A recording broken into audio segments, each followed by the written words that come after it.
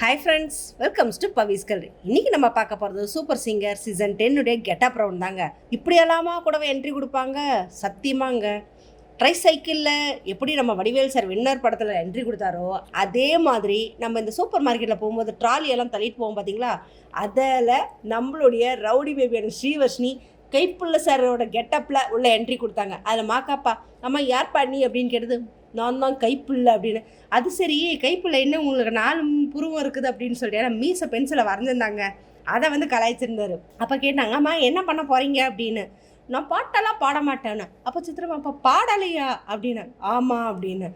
இந்த படத்தில் என்ன அப்படின்னு பார்த்தீங்கன்னா, வின்னர் படத்தில் உசுரே போனாலும் கைப்புள்ள அடுத்த வண்டியில் ஏற மாட்டான் அப்படின்ற டைலாக்கும் ரியாஸ் கான் கூட சேர்ந்து வடிவேல் சாருக்கும் செம்ம காம்பினேஷன். என்னதான் இருந்தாலும் கட்டதுரைக்கு கட்டஞ்சரியில்லை அப்படின்ற டைலாக்கும் ரியாஸ் கான் கிட்ட வந்து அடி வாங்கிட்டு வந்து உட்காந்துருப்பாருங்க வைக்க வரப்பில்.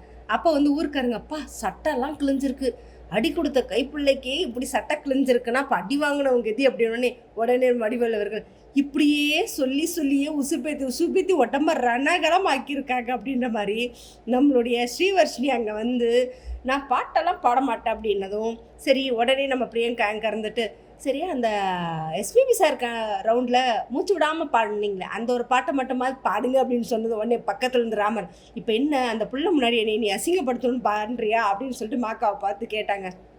ஸோ அந்த கேப்பில் மண்ணில் இந்த காதலன்றி அந்த சாங்கை அந்த மூச்சு விடாமல் பாடுற அந்த ஸ்டாண்ட்ஸாக பாடி முடித்தாங்க. பாடி முடிச்சது நம்ம மாக்காப்பா சும்மா இருக்காமல் இப்போ இதே பாட்டை நம்மளுடைய ராமர் அவர்கள் வாயில் துண்டை வச்சு பாடுவாருன்னு சொல்லி கலாய்ச்சி எடுத்துருக்காருங்க. நிஜமாகவே அந்த எபிசோடில் வந்து பாட்டு பாடுறாங்களா இல்லையா அப்படின்றது ஒரு கன்ஃபியூஷனில் இருக்குது. இது ராமரும் கூட சேர்ந்துருக்கும் போது எபிசோடில் எந்த அளவுக்கு இருக்கும் அப்படின்றது வந்து பார்க்கும்போது தான் தெரியும். ஸோ எபிசோடை மிஸ் பண்ணாமல் பாருங்கள்.